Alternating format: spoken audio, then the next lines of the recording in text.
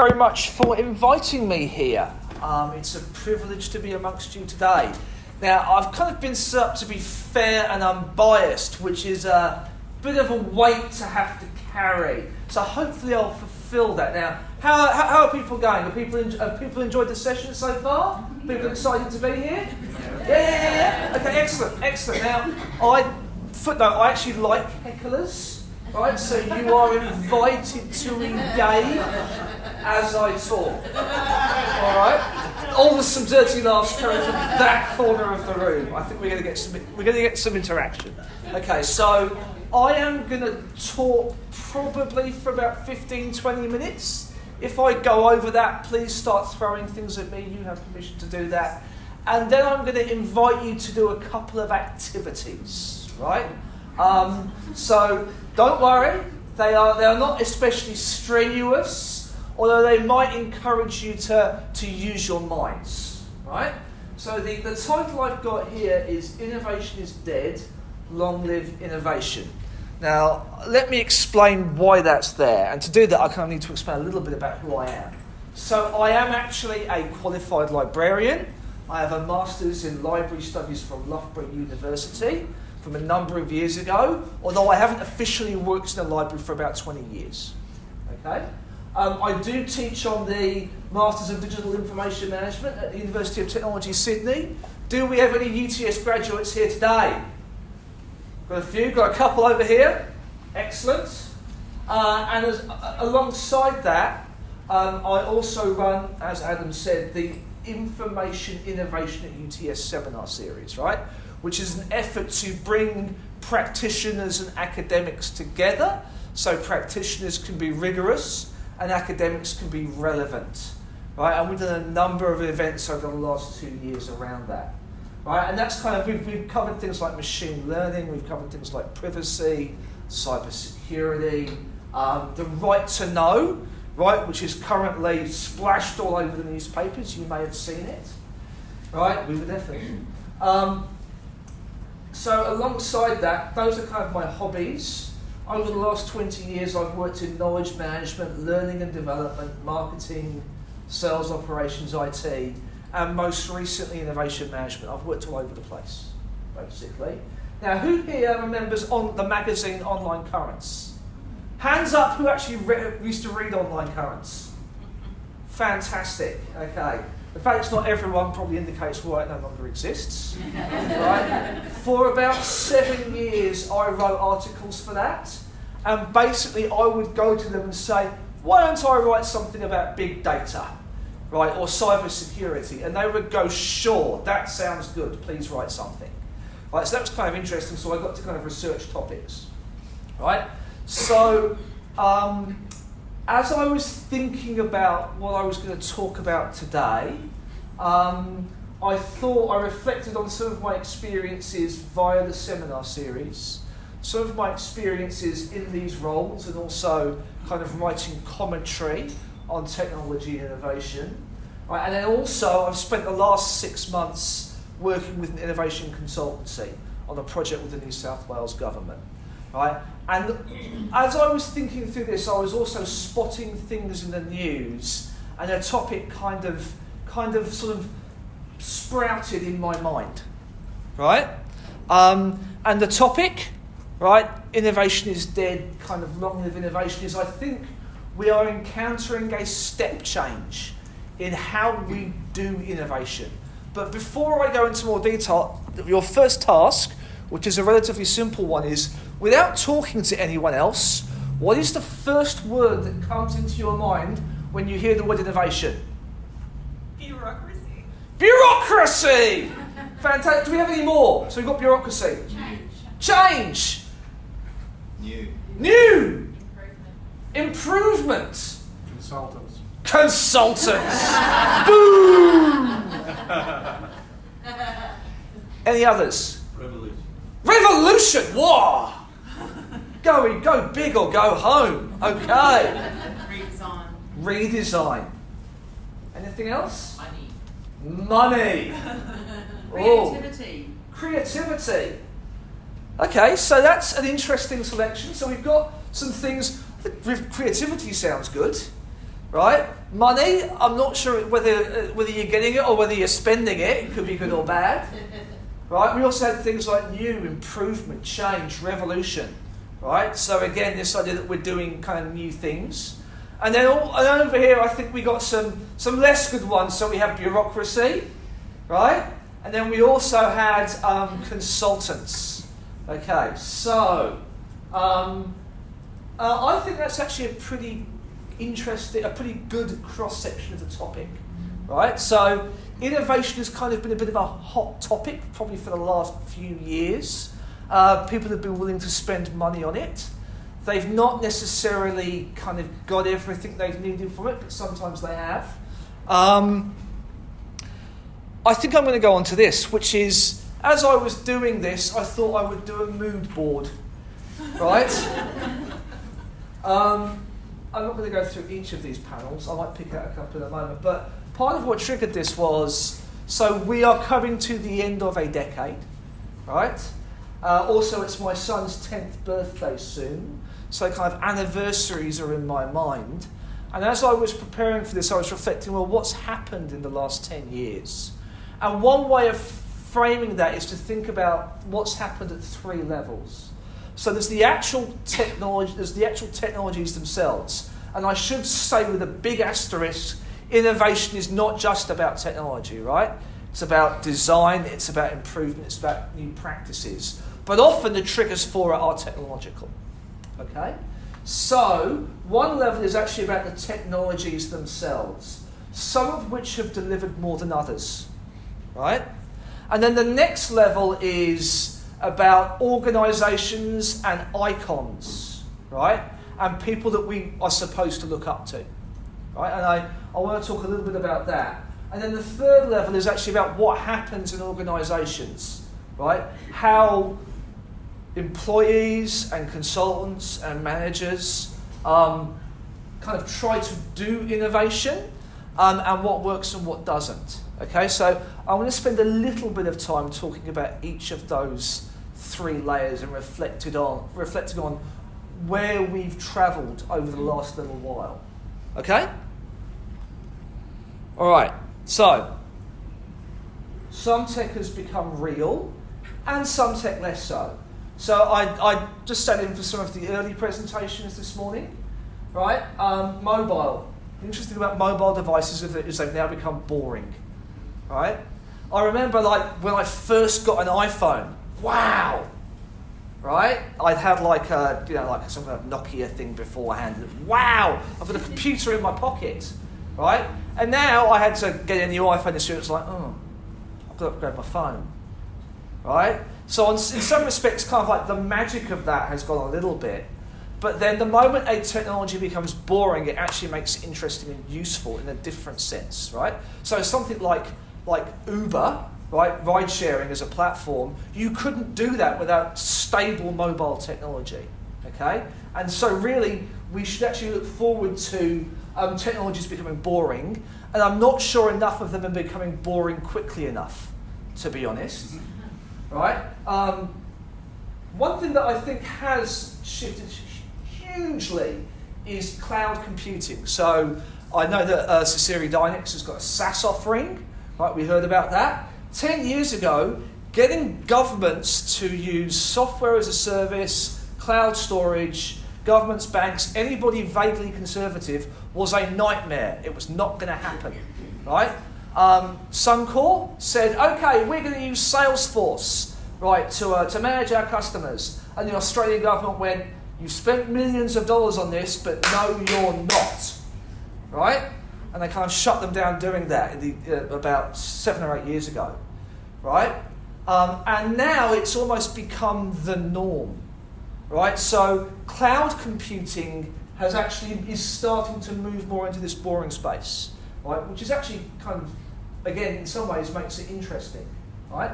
I think the other thing that's like I've noticed over the last few years is that machine learning and artificial intelligence have gone from being mostly BS to partly real, right?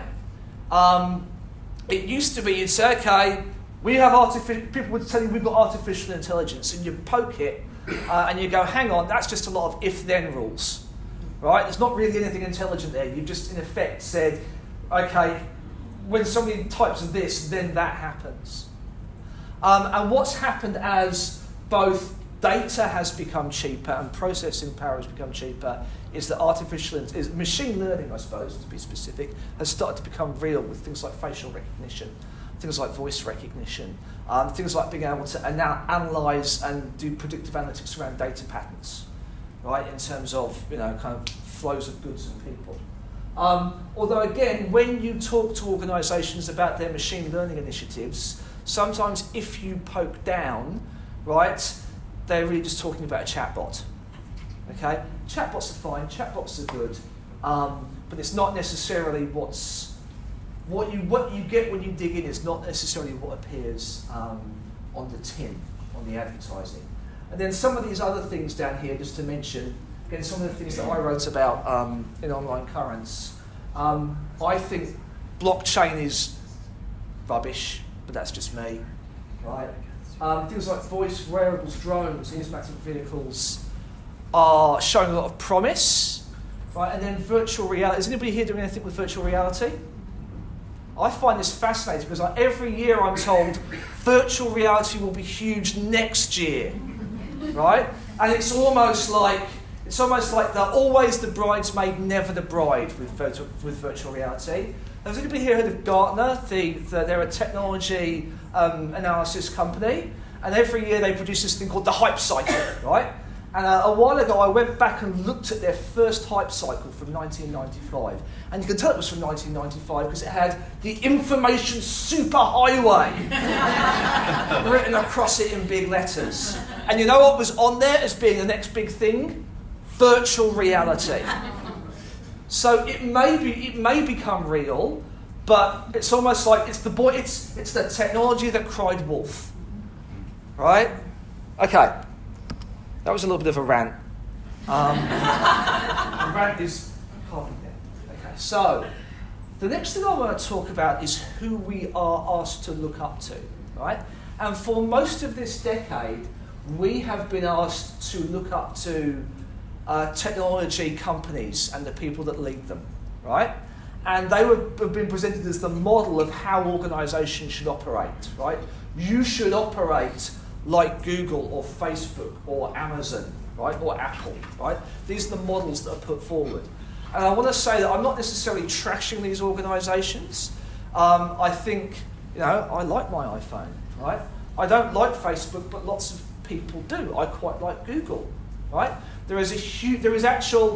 Some people I think now are comparing some of these organisations to the dot-com crash 20 years ago, and that's not fair, right?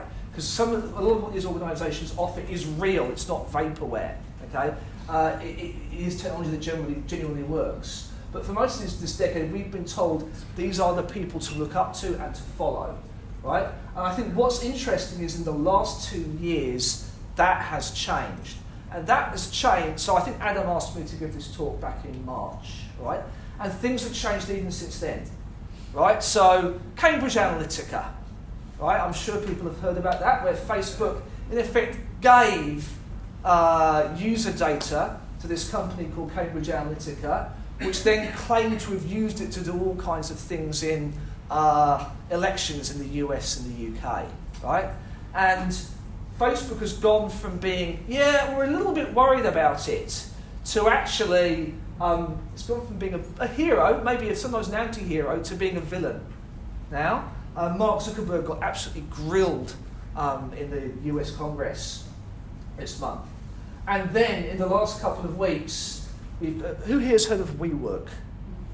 Okay, so let me just briefly explain what WeWork does. So, you've heard of co-working spaces?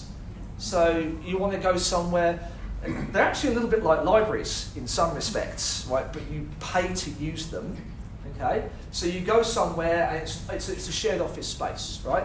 And WeWork said, we offer these shared office spaces, but we're not just a real estate company, we're a technology company, right? And what that means in the stock market is you basically say our market value is not $1 billion, $2 billion, it's $20, $30, $40 billion because we're a technology company. And everybody went, sure, you're a technology company, right? And what happened a couple of months ago is they said, we're going to do an IPO, we're going to kind of float ourselves on the stock market. And they released an initial document with all the financials in, and people looked at it and they went, this makes no sense, right? All of a sudden, everybody was looking at the emperor and realised that he was in fact wearing no clothes. And that company went from being worth tens of billions of dollars to being worth 1 or 2. Although the CEO was very clever, right? He basically said, okay, if you want me to go away, right, and hand over the control of this company, you're going to have to give me $1.7 billion, which is nice money if you can get it, right? But this, I think, has created a pause in who we're supposed to look up to, right? Suddenly, our heroes of the last 10 years may be not so heroic after all. In some cases, not all cases. I'm not suggesting that an organisation like Google is all smoke and mirrors, right? What I hope this means is that we can start to move on to more nuanced approaches to these businesses and their true costs and benefits. That we can start to say, when we're looking at both the technology they provide and the models on which they operate, we can use some level of discernment, right? Which kind of comes onto my sort of, and this is another way of saying that. Right, so then, in terms of what this actually means for those of us that work in regular organisations that are not necessarily WeWork or Facebook, right? In the last decade, organisations have kind of looked at startups and gone, well, that's the way we should operate, right? So they set up things like innovation labs. They said, okay, we all need to be agile. And agile, has people come across agile before? Has anybody seen a Kanban board? Right, okay, so we all need to have Kanban boards for everything, and we're going to have morning stand-ups, and everything's going to be a sprint. And I don't want to diss those things, because I think there is value in them, right? They're not rubbish, but I think sometimes they are almost treated a bit like a religion, right? We're going to get religion, we're going to roll out our Kanban boards and our stand-ups, right? So this means that whilst people do all these things, a lot of this ends up being innovation theatre, with sometimes the greatest showman, sometimes not, right? And underneath it all, we're doing these things, but we're not necessarily improving. We're not necessarily redesigning. We're not necessarily making the world better for ourselves and our users, our clients, our communities, right?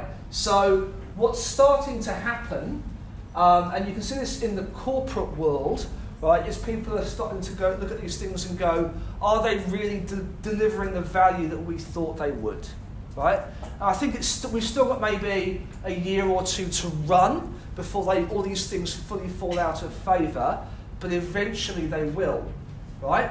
And in some respects, I think that's a shame, because as I say, things like Kanban boards and agile techniques do actually have value if used properly, right? If used properly.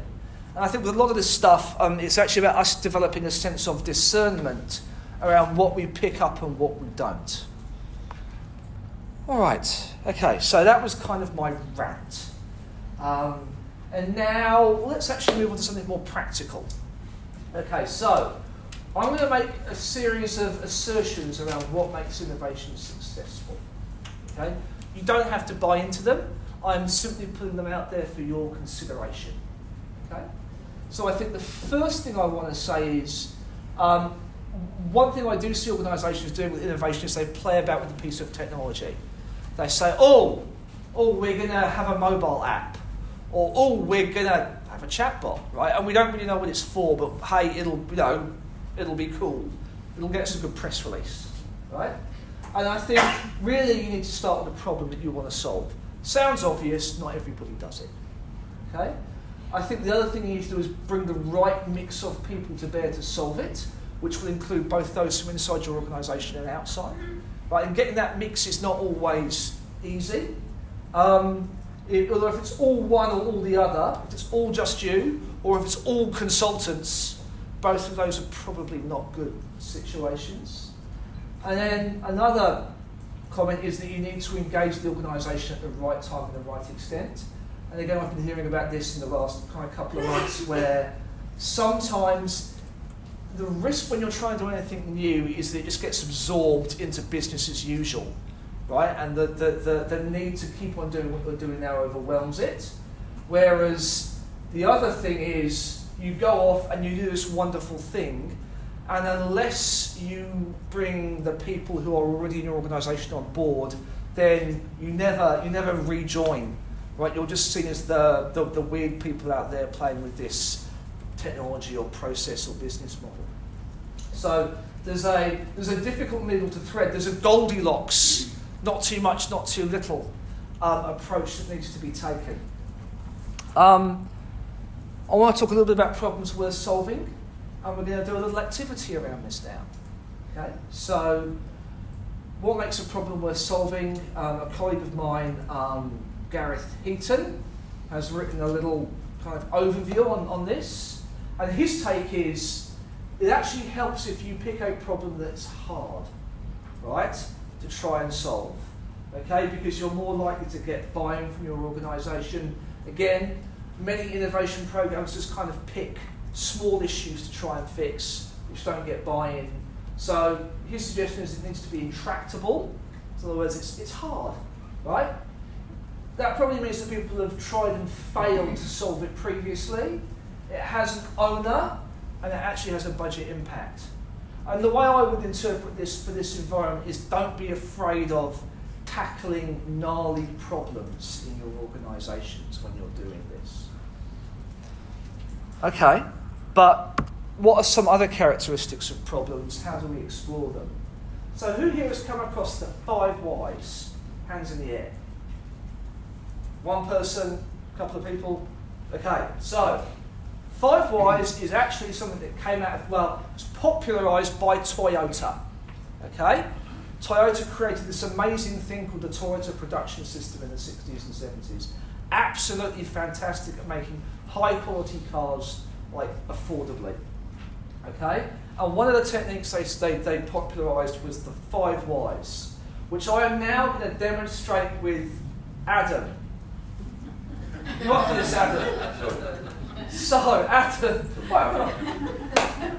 Adam, give me a challenge, or give me a problem that you have at the moment. Getting young adults into the library. So why do you have that problem, Adam? Because we don't know what they want. And why don't you know what they want? We're not communicating with them effectively, perhaps. And why are you not communicating? We don't know how to communicate with them. Okay, and talk. Tell me a bit more about that. Tell me about how you don't know how to communicate, or why. Because many of us, it's been a long time since we were young adults, and perhaps we don't use the same technologies they do because we're sort of biased around our generational communication platforms, perhaps. Okay. In some ways. All right. Thank you. Yes, that deserves a round of applause. That was only 4. That's a very good point, and we'll come to that in a moment. Okay, so the 5 whys, and that's right. It you should do it to just be on the point where you start getting uncomfortable, right? So the 5 whys is a root cause analysis technique. Okay, so when you are presented with a problem, the first thing we do is we go, I know, I have a solution to that, which sometimes is appropriate. If you've got like a fire on your stove, throwing a damp, turning off the gas and throwing a damp cloth over it is probably appropriate rather than doing this technique. But sometimes you actually want to investigate the problem. Okay, so the 5 whys is a technique for doing that, right? So what I'm going to ask you to do, actually just a couple of things. I'll do it as part of this. Okay, so I'd like you to pair up. And I think it would be great if you paired up with somebody that you don't normally work with, somebody that's new to you, okay? And don't worry, this is only going to last for another half an hour.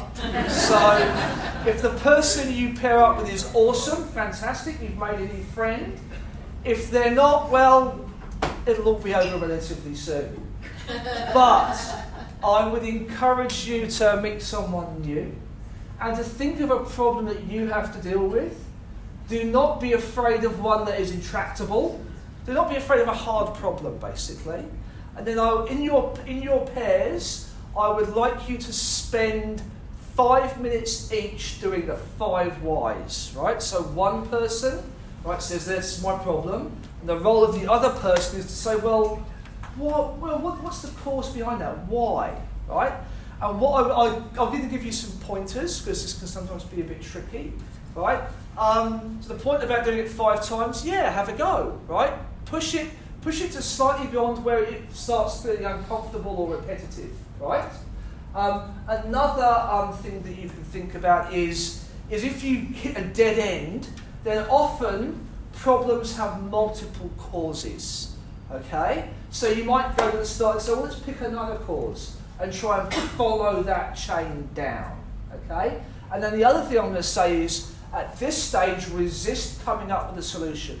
So if somebody says, this is my problem, getting young adults into the library, I would encourage you not to say, well, this is what we tried, okay, at this stage, okay? Right, so we're going to spend a bit of time just digging into problems. Does that sound okay? Does that make sense? Fantastic. Okay, I'm going to ask you to pair up and get cracking. I will give you, get started. I will give you a time check when I think you should have swapped over by, and then I'll give you another time check at the end. 2 more points. We will probably, I would love to hear some of the problems that people discuss, right? But not everybody needs to do that.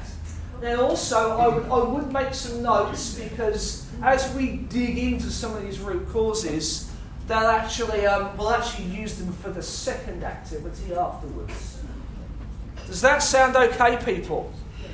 Get to it.